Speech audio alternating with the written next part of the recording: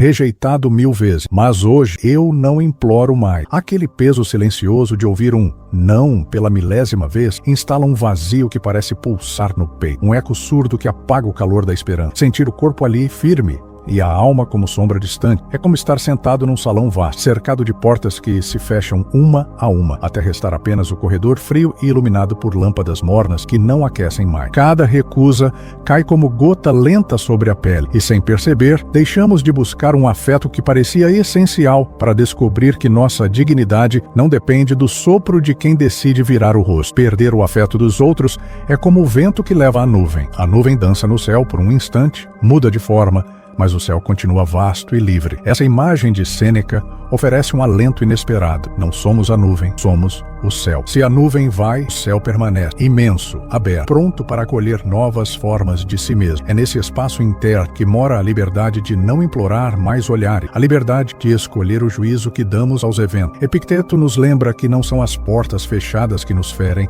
mas o juízo que fazemos dela. Quando paramos de internalizar o não como sentença de valor, ganhamos a lucidez de quem compreende que o poder de existir com dignidade está guardado no próprio peito. E nesse momento de despertar, a sensação de deixar de implorar se expande como onda suave. Recusar-se a mendigar atenção não é gesto de frieza, mas afirmação profunda de amor próprio. Quando cessamos o coro incessante de súplicas mentais, me aceite, me veja, me reconheça, descobrimos o campo fértil onde germina a autocompaixão. Esse solo cultivado pela paciência diária dá abrigo a uma chama interna que não depende de aplausos externos. Hoje, não imploro mais. Hoje, sinto que a solidez do meu ser já não treme diante do silêncio alheio, porque aprendi que, mesmo em solidão, estou completo dentro de mim. O ponto de partida, a ferida do não, repito. A sensação de habitar um corredor sem fim surge quando cada porta traz apenas o eco, mais um silêncio. Passamos pelos vãos das expectativas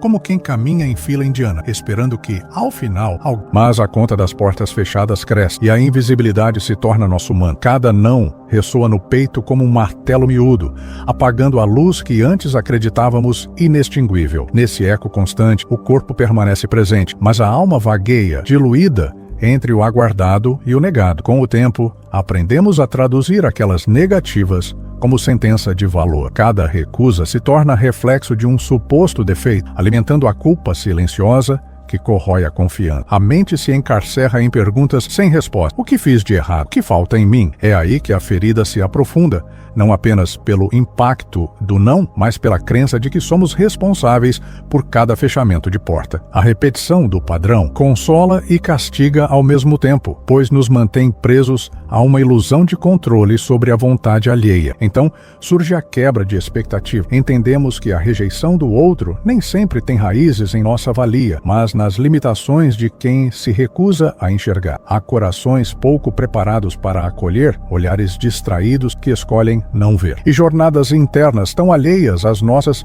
que não conseguem sequer notar nossa presença. Essa descoberta não vem com alívio imediato, mas com leveza renovada. Quando retiramos de nós a culpa pelo não alheio, abrimos espaço para olhar com compaixão tanto para o outro quanto para nós mesmos. E o eco mudo das portas fechadas, antes sinônimo de derrota, passa a pulsar como sinal de alerta para a própria dignidade. Cada recusa deixa de ser martelo e torna-se bússola, apontando para quem se esqueceu de honrar seus próprios limites. A ferida do não repetido revela que não é imperfeição nossa, mas descompasso entre expectativas e realidade alheia. Nesse ponto de partida, a clareza começa a nascer, não como bálsamo imediato, mas como semente que encontra solo fértil na consciência recém-desperta. O erro estoico de confundir aceitação com dependência. Há uma crença sutil de que aceitar a própria condição significa abrir mão da autonomia, como se a paz interior fosse alcançada apenas ao dobrar-se ao olhar alheio. Por isso, criamos o hábito inconsciente de estender as mãos na esperança de atenção, como se cada gesto de súplica pudesse preencher o vazio interno. Mas essa dependência disfarçada de aceitação é uma armadilha. Confiamos que o valor que sentimos por nós mesmos depende da resposta do outro, enquanto perdemos o contato com as virtudes que brotam dentro. Quando a mente descobre que autocontrole não é silenciar emoções, e sim escolher onde colocar o foco, percebe que mendigar a preço alheio jamais traria a serenidade tão almejada. Em um instante de clareza, surge uma pergunta que ecoa fundo. Eu peço aprovação ou ofereço a mim mesmo valor? É nesse confronto entre implorar e afirmar que a liberdade estoica se revela, revelando que o caminho para a autovalorização passa pela coragem de olhar para dentro, sem delegar ao outro o poder de validar a existência. A ruptura interna, quando o esgotamento vira clareza. Há um momento em que a exaustão de tentar caber em cada pedido alheio se torna insuportável, como se o corpo se recusasse a carregar o peso de tantas expectativas. É como sentir os joelhos tremerem após horas de marcha forçada. E então, no silêncio do próprio cansaço, perceber o contorno exato do próprio, reencontrar-se no espelho da própria. Nesse instante, a mente se liberta da urgência de agradar e abre espaço para uma observação nua. O esgotamento revela o que antes estava oculto sob o manto das demandas externas, quando notas de voz não respondidas deixam de ecoar frustrações e se transformam em sinais de uma verdade simples. A clareza desponta. Não é que a recusa alheia cure a dor, mas ela desnuda o desgaste de uma busca incessante por aprovação. Percebemos, enfim, que mendigar atenção corrói a própria força vital, enquanto o silêncio do outro aponta para a necessidade de reencontrar a própria voz. A ruptura não vem como socorro instantâneo, mas como um farol que ilumina o território interno, exigindo que caminhemos com honestidade sobre nossas próprias necessidades. Em meio a essa revelação, surge um impulso quase silencioso para registrar 3 pequenas vitórias diárias. Aquele sorriso genuíno que brotou sem motivo, a palavra dita com convicção, o momento em que nos escutamos sem pressa. Essas anotações simples funcionam como âncoras para a nova realidade, a de quem não precisa implorar aplauso, porque aprendeu a reconhecer seu próprio valor. A clareza, então, se firma não como consolo vazio, mas como convite à construção de um caminho onde a energia vital flui livre, sem depender do reflexo de um olhar alheio. Reconstrução dos limites, dizer não sem culpa. Há uma força silenciosa em pronunciar um não, que não ecoa em culpa, mas em respeito próprio, como gesto de cuidado para com o próprio coração. Quando reconhecemos que o não tem o mesmo valor que o sim, abrimos espaço para a paz interna. Cada recusa passa a ser ato de preservação, não de rejeição. Na construção estoica da serenidade, impor limites é traçar o contorno do próprio ser, definindo onde termina a responsabilidade de cada um e começa a liberdade de escolher quem queremos ser. Imagine um dique que, ao fechar uma fenda imperceptível no muro, impede que o lago transborde e inunde vilarejo. Esse dique, feito de decisões pequenas e constantes, é o limite que protege a aldeia que vive dentro de você. Cada vez que você reafirma internamente seu direito de não ceder, o muro se fortalece,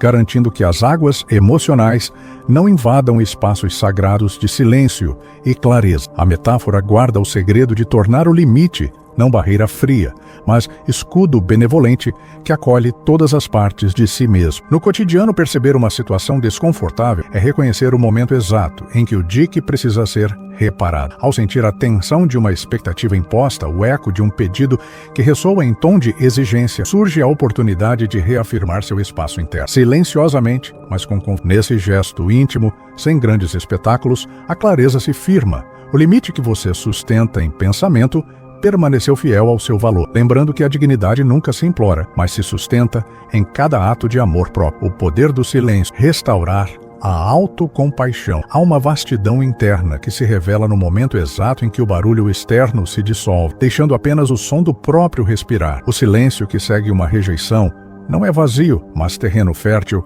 onde podemos escutar a voz que muitas vezes sufocamos. Nesse espaço sem fala, cada batida do coração ecoa como lembrete de que somos mais do que ecos passageiros de expectativas alheias. O silêncio abre um portal para a autocompaixão, pois somente quem escuta o próprio lamento sem distrações descobre a ternura necessária para acolher a própria dor. Quando o peso das palavras não ditas e dos pedidos não atendidos pressiona o peito, o fluxo de pensamentos se torna um turbilhão que nos afasta de nós mesmos. É nesse turbilhão que o ritual de 3 respirações conscientes ganha-se em inspirar e perceber o ar preenchendo o corpo, expirar e sentir o alívio suave que surge ao aceitar cada emoção sem desejar apagá-la. Esse breve gesto de atenção, inspirar, expirar, observar, repete-se como mantra silencioso, ensinando que o cuidado mais profundo começa no encontro gentil com o próprio sentir. Cada inspiração renova o pacto de compaixão interna e cada expiração